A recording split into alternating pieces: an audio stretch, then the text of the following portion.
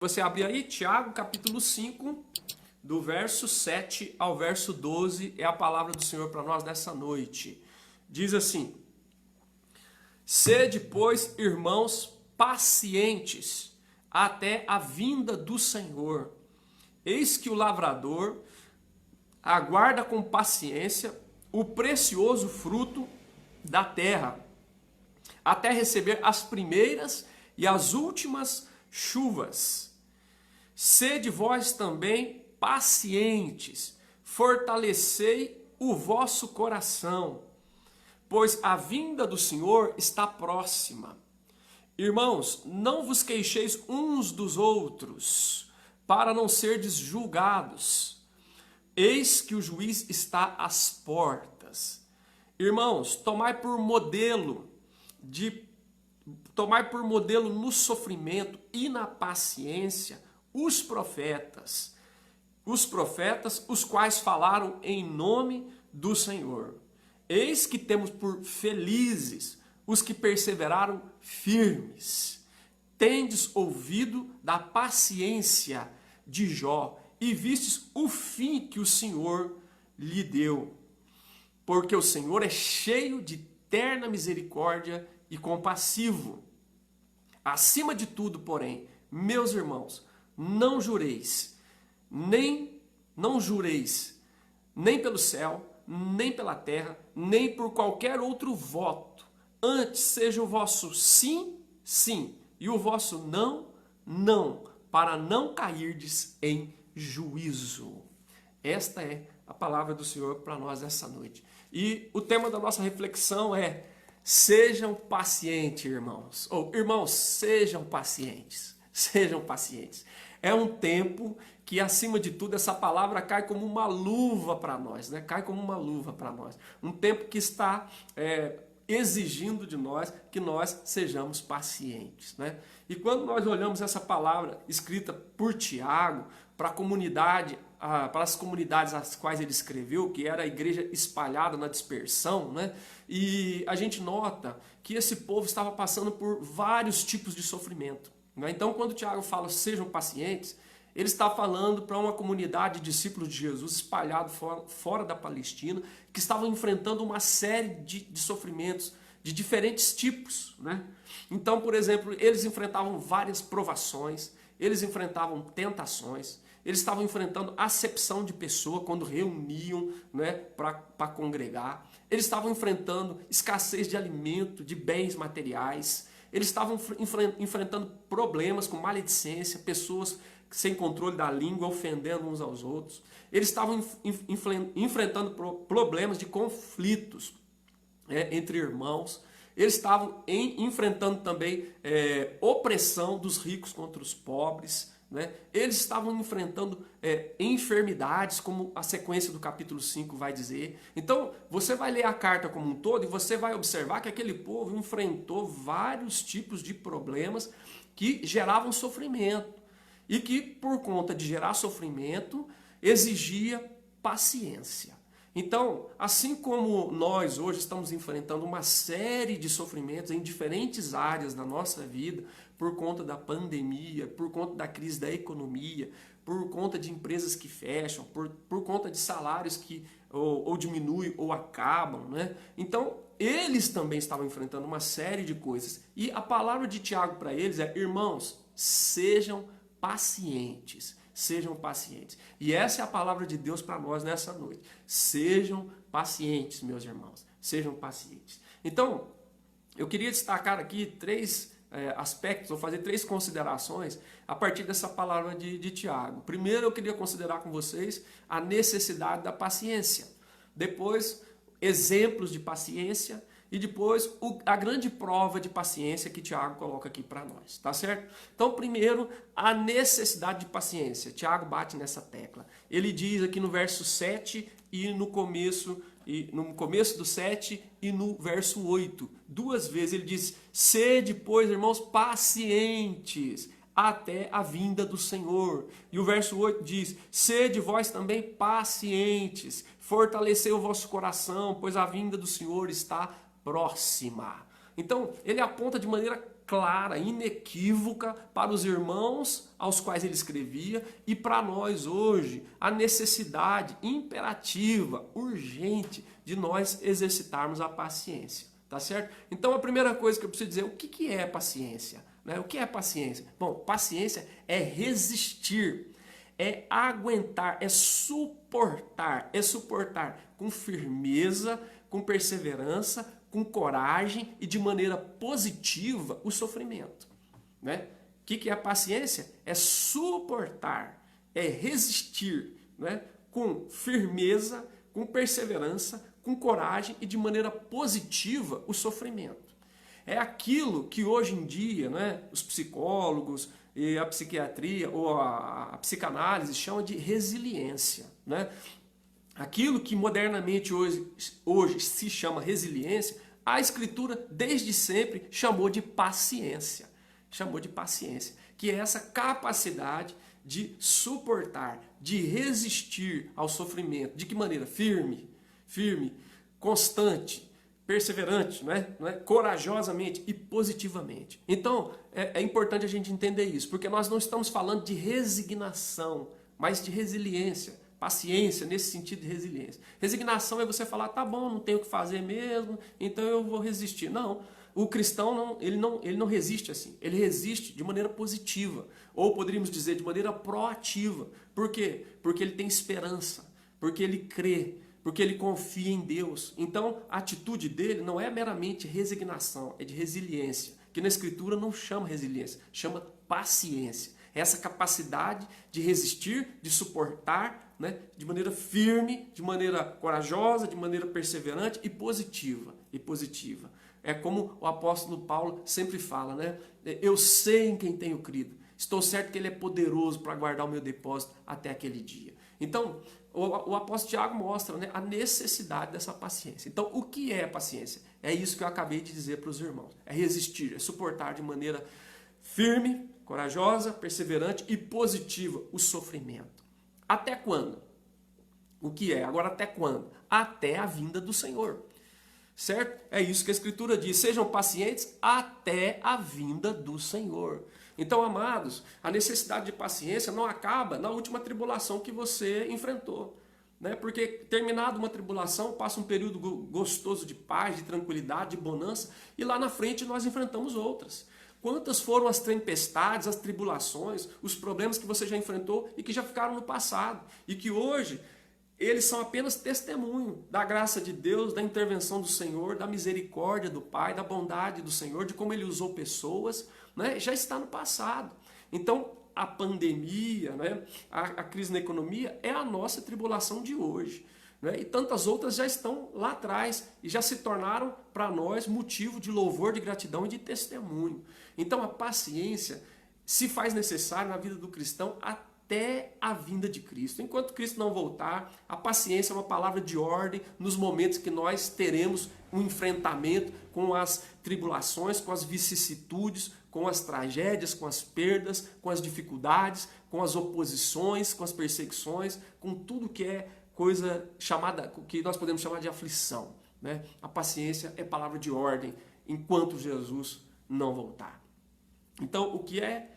Até quando? E ele diz aqui, ó, no versículo 8, olha, a vinda do Senhor está próxima. A glória a Deus.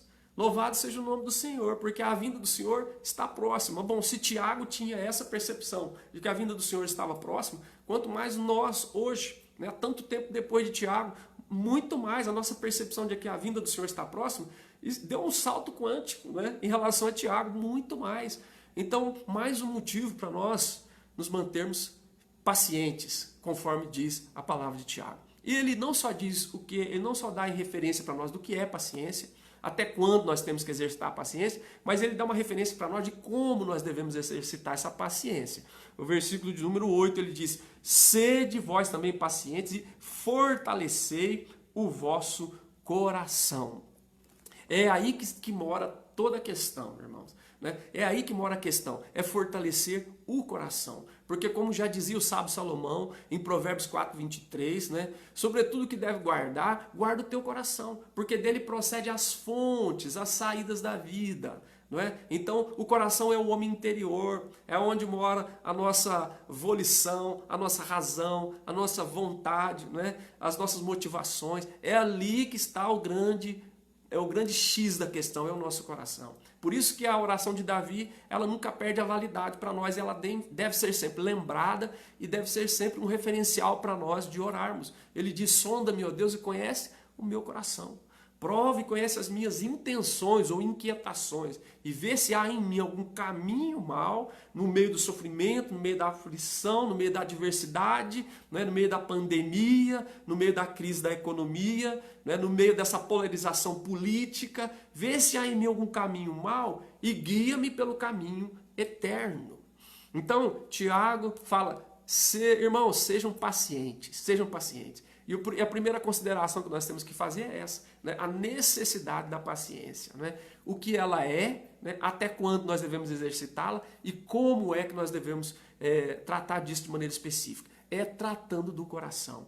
Porque no teu coração estão as motivações, estão as intenções, de lá vêm os pensamentos, né? De lá vêm as suas atitudes. É ali o foco da atenção do evangelho, do coração, não é? Jesus falou: o que contamina o homem não é o que entra pela boca, mas é o que sai, porque é do coração que brota os maus desígnios, brota a prostituição, a ganância, a impureza, a idolatria, a maldade, o dolo, a inveja, brota do coração. Mas nós sabemos também que se nós rendemos a nossa vida ao Senhor, Ele habita no nosso coração. A palavra diz: o amor de Deus é derramado em nossos corações, pelo Espírito Santo que nos foi otorgado. Então, amados, nesse tempo que nós estamos vivendo essas incertezas, essas lutas, essas dificuldades, a palavra de ordem para nós é: irmãos, sejam pacientes. Como disse Tiago para a comunidade na dispersão, sejam pacientes. O que significa isso? Resistam com firmeza, com perseverança, não é? Com coragem, de maneira positiva o sofrimento. Resistam. Até quando? Até a vinda do Senhor. Enquanto o Senhor não voltar, paciência é uma palavra de ordem na vida do cristão. Ela fica no topo da lista. Quando aparecer luta, ela tem que estar lá como uma atitude pronta de um discípulo de Jesus. E como que nós devemos olhar com mais cuidado o quê? O coração. É o coração que precisa ter cuidado. Olha o coração, antes de olhar outras coisas. Cuida do teu coração, né? Como é que está o seu coração? Uma vez passei uma luta muito grande e envolveram pessoas, crises e tudo. E eu estava muito abatido com aquilo diante de Deus. E Deus falou comigo: cuida do teu coração, porque da tua reputação cuido eu. Porque se você perder o coração, aí a coisa fica muito complicada. Então, a primeira coisa que Tiago nos ensina, vamos fazer uma consideração muito carinhosa a respeito da necessidade da paciência. Segunda consideração que nós vamos fazer sobre os exemplos de paciência que Tiago nos mostra. Ele mostra 3 exemplos, como vocês viram no texto: do lavrador, dos profetas e de Jó. Vamos falar de maneira rápida, porque nós não podemos ficar aqui 1 hora e tanto falando, né? Mas olha aí, primeiro exemplo, do lavrador. Verso 7, a parte B, ele diz: eis que o lavrador aguarda com paciência o precioso fruto da terra, até receber as primeiras e as últimas chuvas. Então hoje a gente quase, principalmente quem mora nos grandes centros, né, talvez, principalmente a nova geração, os mais novos, eles não tem nem noção do que é isso. Você vai no mercado, a coisa está embalada, cortada, picada, temperada, pré-cozida, e parece que é assim que as coisas surgem. Não, alguém tem que arar a terra, alguém tem que preparar a terra, alguém tem que semear a terra, alguém tem que estar adubando de repente a terra, aquilo tem que germinar, aquilo tem que brotar, aquilo tem que amadurecer, né, para que possa ser colhido, e então todo o processo se segue. Então, muito mais nos dias de Tiago, que não tinham todos os aparatos tecnológicos que nós temos hoje, esse processo era muito mais difícil, muito mais doloroso, né?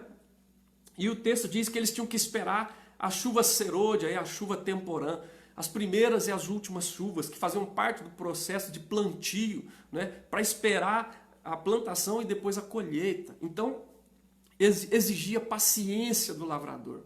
O lavrador tinha que aprender a esperar, certo? E é isso que essa figura ensina para nós, né? Esperar com paciência no Senhor, esperar confiantemente no Senhor, como diz o Salmo 40. Nós temos que exercer essa direção, esse comando da palavra do Senhor para nós. Nós temos que aprender a esperar. Existe uma musiquinha do Diante do Trono, quando eles fizeram um CD para as crianças falando da Arca de Noé, e uma das canções era "Temos que aprender a esperar", falando para as crianças. Porque a palavra de Deus diz, há tempo para cada propósito debaixo do céu. Né? Há tempo para cada propósito. Né? Há tempo de falar, há tempo de se calar, há tempo de se alegrar, há tempo de chorar. Deus tem tempo para cada coisa. Né? Há tempo de abraçar e tempo de afastar-se de abraçar. Olha para você ver como é a palavra lá em Eclesiastes capítulo 3. Então a gente precisa exercer como lavrador a paciência no sentido de esperar. Esperar o tempo de Deus, esperar os sinais de Deus, né? Esperar as pessoas de Deus se colocando, se aliando conosco naquilo que Deus quer para realizar em nossas vidas. Então, o primeiro exemplo é o do lavrador. O segundo é o dos profetas. O versículo de número 10, ele diz assim: irmãos, tomai por modelo no sofrimento, olha aí, no sofrimento e na paciência os profetas, os quais falaram em nome do Senhor. Oh, meus amados, eis que nós temos por felizes os que perseveraram firme. E estes que perseveraram firmes, que a palavra de Deus os chama de bem-aventurados, são os profetas. Eu vou citar alguns só para vocês entenderem. Jeremias foi lançado na cisterna. Ele estava advertindo o povo, falando para eles se arrependerem, falando para eles se renderem ao Senhor, e ele foi lançado na cisterna. Nós lembramos de Isaías. Isaías foi cerrado ao meio. Segundo a tradição, colocaram um tronco e serraram Isaías ao meio. Certo? Abacuque viveu a aflição de ver que a disciplina de Deus vinha através de um povo mais perverso do que o povo de Israel. Então você lê Abacuque e vê a aflição do profeta clamando a Deus. Quando ele percebe que Deus responde a oração dele não vem do jeito que ele gostaria. Deus vai usar um povo mais perverso que o povo dele para disciplinar aquele povo. Então você veja que sofrimento. Você veja João Batista, o último dos profetas, perdeu a cabeça por causa de Salomé, entende? Perdeu a cabeça. Ele falou aquilo que não agradou, foi preso e tinha rancores, tinha agendas ocultas contra ele, e a mãe da menina pediu a cabeça de João Batista num prato. Então pense bem nesses indivíduos aqui que nós estamos citando alguns deles, os profetas. O Tiago diz, irmãos, tem por modelo, né? Referência, padrão, no sofrimento e na paciência, os profetas que falaram em nome do Senhor. Sabe? Se com o lavrador a gente aprende a respeito de esperar, com eles a gente aprende a respeito de persistir. Ezequiel, o Senhor falou para ele, você vai falar contra a casa de Israel, mas a casa de Israel é casa perversa, é casa rebelde. Você vai falar e eles não vão te escutar, não vão dar ouvido. Já estou te falando de antemão. Já estou te dando um spoiler, né? Deus falou, você vai falar, e é para você falar, mas eles não vão te ouvir. Você imagina o sofrimento de Jeremias, de Isaías, de Ezequiel, de Abacuque, de João Batista e de tantos outros profetas do Senhor. Né? De Elias, que nós estamos lendo agora na leitura bíblica. Acabamos de entrar em 2 Reis, mas há poucos dias em 1 Reis. Acabe se encontra com Elias e chama ele o perturbador de Israel. Olha para você ver, e ele fala assim, perturbador de Israel é você e a casa do seu pai. E aquela sua mulher perversa, Jezabel. Então, entende? Então, assim como nós aprendemos com o lavrador a esperar, nós aprendemos com os profetas a persistir. Eles persistiam, eles não deixaram de falar a palavra, eles advertiram, eles consolaram, eles fizeram tudo o que era para fazer. Então, amados, os nossos modelos de paciência, né, o lavrador e o profeta, nos ensinam tremendamente. Né, que a gente tem que aprender a esperar e que a gente tem que aprender a persistir. Porque nós somos aqueles que estamos na mesma pegada dos profetas. E lá no Sermão do Monte, Jesus cita os profetas e fala, bem-aventurados sois vós, quando por minha causa os perseguirem, injuriarem, mentindo, disserem todo mal contra vós, porque assim perseguiram os profetas que viveram antes de vós. Bem-aventurado. A palavra diz que nós somos felizes, bem-aventurados, né? Supremamente abençoados. Pode não ser da perspectiva do homem, mas nós o somos da perspectiva do céu, da perspectiva de Deus. É isso que diz aqui Tiago a respeito dos profetas e a respeito de nós, né? Quando nós exercemos a paciência no sofrimento, conforme fizeram os profetas. E o terceiro e último exemplo que nós conhecemos bem é Jó. A sequência do verso 11 diz assim: tendes ouvido a paciência de Jó, e vistes o fim que o Senhor lhe deu, porque o Senhor é cheio de terna misericórdia e compassivo. Gente, olha os exemplos de paciência e sofrimento. Lavrador, profetas, Jó. Jó, para resumir a história dele, os irmãos sabem, um homem reto, íntegro, temente a Deus, que se desviava no mal, homem próspero, com 10 filhos, uma família maravilhosa, um homem rico, próspero, uma família linda, maravilhosa, feliz, e um homem íntegro, é o que diz a Escritura. Reto, íntegro, temente a Deus, se desviava do mal. E Deus, na sua soberana vontade, permitiu que Satanás tocasse na sua vida. Ele perdeu bens, ele perdeu filhos, ele perdeu saúde, ele perdeu o relacionamento com a esposa, que até um certo ponto chegou para ele e diz: amaldiçoa teu Deus e morre. Não é? Você já imaginou? Eu não sei se eles se separaram, o que aconteceu, mas assim, ali já estabeleceu uma crise, uma ruptura gigante entre ele e a sua esposa. E depois os seus amigos, vieram e chegaram como consoladores e se transformaram em acusadores e por fim se tornaram perturbadores da vida daquele homem que sofria horrivelmente. Então, o Senhor, através de Tiago, está falando para nós: tendes ouvido da paciência de Jó e vistes o fim que o Senhor lhe deu? Né? O fim que o Senhor lhe deu não é apenas e tão somente restituir tudo que ele perdeu. Não, é a consciência que ele ganhou. É a consciência que ele ganhou. É o coração dele que dilatou na presença de Deus, entende? Jó chega no capítulo 42, depois de ter levantado não sei quantos porquês ao céu, e ele tinha suas razões humanas, porque ele não entendia o que estava acontecendo com ele. Ele chegou no capítulo 42, diz: bem sei que tudo podes, e nenhum dos teus planos pode ser frustrado. Antes eu te conheci só de ouvir, mas agora os meus olhos te veem. Por isso eu me arrependo, olha só, me arrependo, me abomino no pó e na cinza. Um homem reto, íntegro, temente a Deus, que se desviava do mal. Entende, amados? E ao longo desse processo, todo desses 42 capítulos, nós lembramos de algumas falas dele que marcam a nossa vida. Quando ele perde os filhos, perde tudo, ele diz: o Senhor deu, o Senhor tomou, louvado seja o nome do Senhor. E em tudo isso Jó não pecou contra Deus. Olha, depois no capítulo 19 ele fala: eu sei que meu Redentor vive e que por fim se levantará por sobre a terra. E no final, esses textos que eu acabei de citar. Então, amados, se com o lavrador a gente aprende a esperar, né? Se com os profetas a gente aprende a persistir, com o Jó a gente aprende a confiar.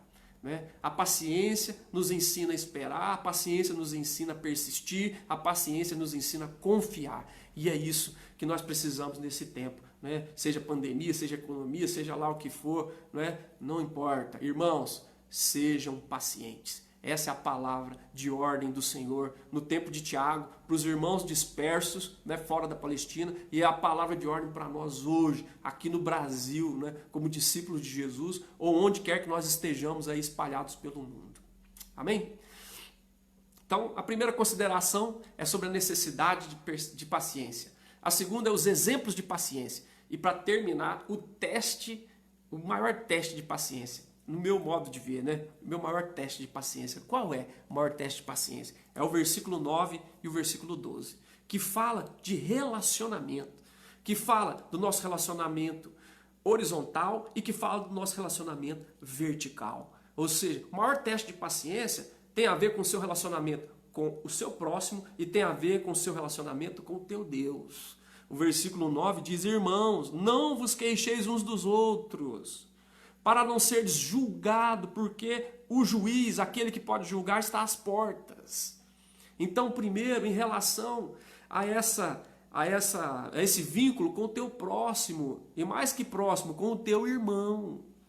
Essa é uma hora decisiva para nós. É uma hora decisiva, uma hora de crise, uma hora de sofrimento, uma hora de decisão difíceis, né? Uma hora de polarização, né? De brigas internetianas voltando de novo, certo? Foi assim na época da eleição, agora tudo de novo.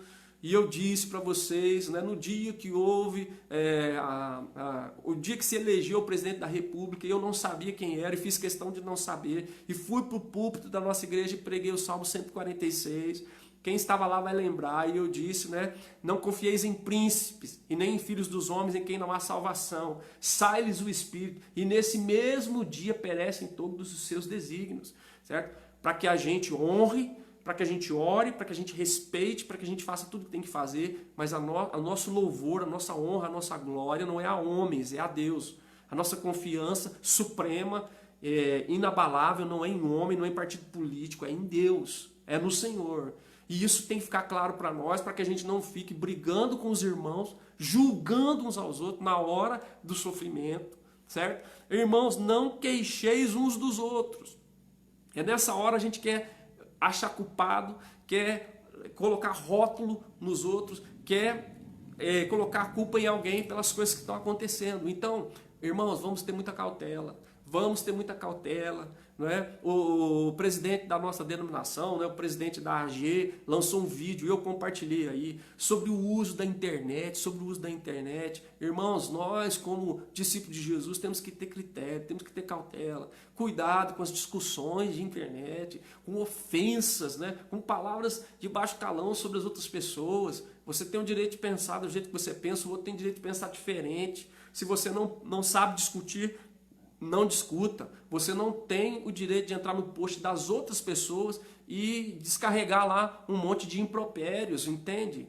Tenha bom senso, tenha paciência, né? A paciência no teste máximo, que é na relação com os irmãos, né? Nós devemos respeitar os nossos irmãos, nós devemos, né, zelar pela nossa relação, né, uns com os outros, porque nós somos o corpo de Cristo.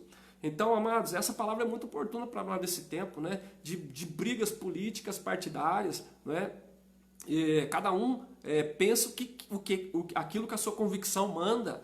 Agora, não faça disso um motivo de rompimento com o seu irmão em Cristo, né? Porque eu sempre digo, aquilo que nos une é maior do que as distâncias e as diferenças que nos separam. O que é que nos une? É a nossa fé em Jesus. Nós fomos comprados pelo sangue de Jesus. E nós não podemos tratar uns aos outros com desrespeito, com impropérios, né? Com coisas horríveis e inomináveis por causa de política, por causa de ideologia, por causa de futebol, por causa de qualquer coisa, né? Nós devemos respeitar uns aos outros. E Tiago fala para eles, ó, nesse momento de tantas crises aí, na dispersão, irmãos, não vos queixeis uns dos outros. Respeitem, para que vocês não sejam julgados. Porque tem alguém que tem o poder de julgar, ele é o Senhor, ele tem o poder de julgar e ele está às portas. Então o grande teste da paciência é na relação, em primeiro lugar, horizontal, com os irmãos, com aquele por quem Jesus morreu, né? Aquele por quem Jesus pagou um alto preço.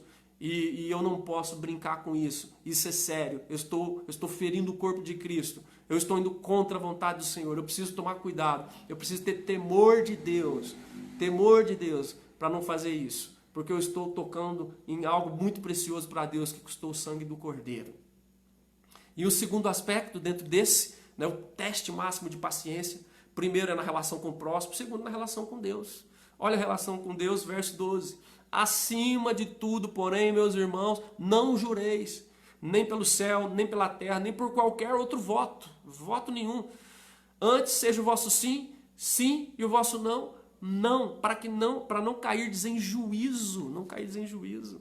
Então observa isso, porque na hora do sofrimento, na hora da pressão, na hora que faltar o salário, na hora que não pode ir na igreja, na hora que o bicho pega, como dizia o pastor Roberto, na hora que a porca trouxe o rabo, aí que é a hora de você manter firme aquilo que é inegociável. Sim é sim, não é não. Não tem meio termo naquilo que é essencial, naquilo que diz respeito à nossa salvação, naquilo que diz respeito à nossa vida com Deus, certo? Naquilo que diz respeito à nossa consagração, à nossa entrega do coração e da vida nas mãos do Senhor, entende? Então, é nesta relação vertical que vem o teste para nós de paciência, né? Ah, Deus continua sendo Deus, Deus continua sendo bom, Deus continua sendo misericordioso, Deus continua sendo soberano, Ele cuida de nós, independente de suas situações, circunstâncias, política, pessoas, não é?